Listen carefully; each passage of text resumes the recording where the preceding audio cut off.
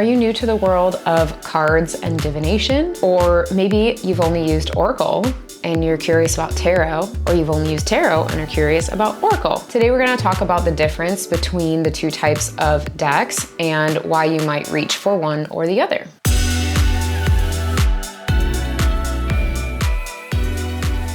So I started a long time ago using Oracle decks. I do feel like this is a great way to start. Learning curve is a lot lower because basically you're going with whatever the message is from the author. So with Oracle cards, they're all different. All the decks are different. They're created by different authors. They have different artwork, different messages that are often channeled by the author, not leaving a lot of room for interpretation. So you pull the card, you read the message, and that's your message for the day. The nice thing about Oracle is it doesn't really require any research, any learning in advance.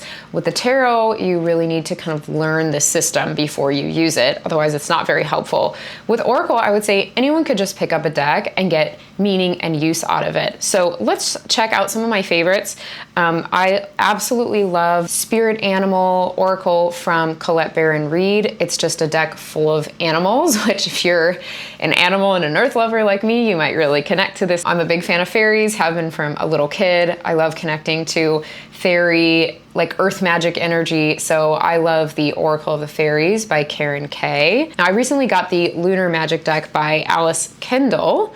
And this one has lovely messages too, and it teaches you about the different moons throughout the year, which I think is really cool. So let's pull one for example. Let's go with the Lunar deck for now. So with Oracle, it's really just gonna be drawing your card and reading the message. So let's see what comes up for us today. So we got the Misty Moon card. Beautiful artwork. Keywords for this are finding clarity, conquering fear and doubt, and regrounding. So after pulling your Oracle card, you then are going to go to the guidebook, find the corresponding guidebook page, and read the message. She also gives you some lunar wisdom and advice at the bottom and some bullet points such as you can conquer feelings of fear and doubt.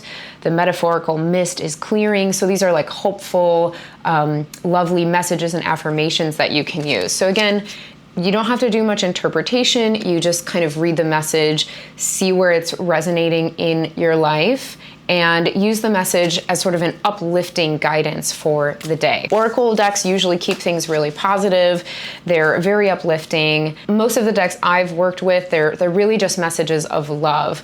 There's nothing too scary or intense.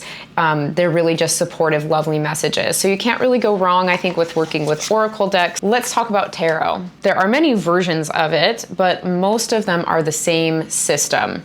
So there are a few different systems of tarot, but the main one we see is the Rider-Waite-Smith system. So even though I have 3 different decks here, all the cards are pretty much the same with different artistic interpretations. You get the 22 major arcana cards, which is sort of like the hero or heroine's journey at the start.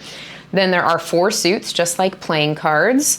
And there are also court cards within those suits, just like Jack, Queen, King, but in tarot, it's Page, Knight, Queen, King. There are 78 cards, so it's a pretty hefty deck. A lot of times Oracle cards are more like this one has 40, this one has 44. So this one's 78, lots of cards. And I would just say it does require a little bit of a learning curve. It helps to know the characteristics of each suit.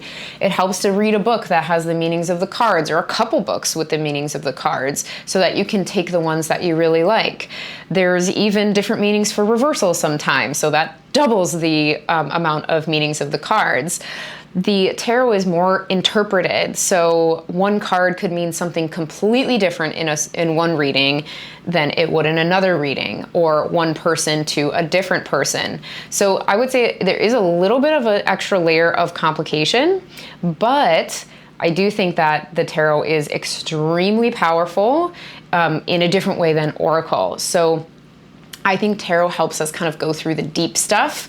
Like I said, Oracle kind of keeps it light, gives you a positive message for the day or something sort of encouraging. With the tarot, we may be looking at a card like the Eight of Swords, which kind of looks terrifying. We have to understand that these are all symbolic. They're not literal cards. It doesn't mean anything bad's gonna happen to you.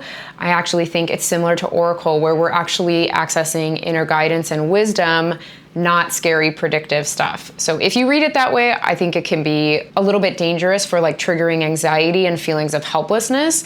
But if we read the tarot as a way of connecting to our inner knowing, using the symbols to activate our imagination, it can be an incredible tool for pulling up the unconscious behaviors and making real change in your life. So I feel very passionately that tarot is an incredible tool and is worth learning, and is really, honestly, it's really fun to learn. So it didn't feel much like a task to me, even though it does take a little bit more work than using oracle decks. Since all the tarot decks are the same cards, how do you pick the right deck? I would say just go with something where the artwork speaks to you. That's like my number one advice.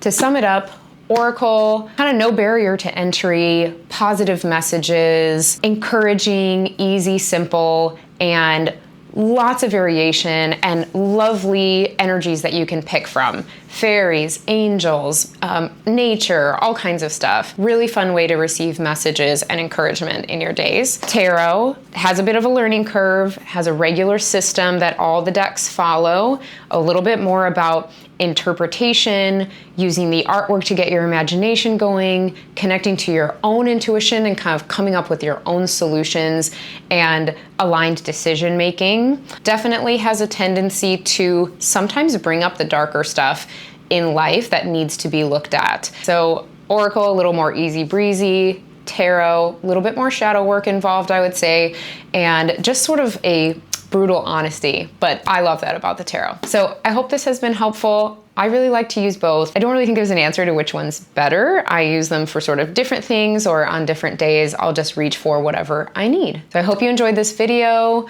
Like and subscribe to my channel for more tarot and divination content.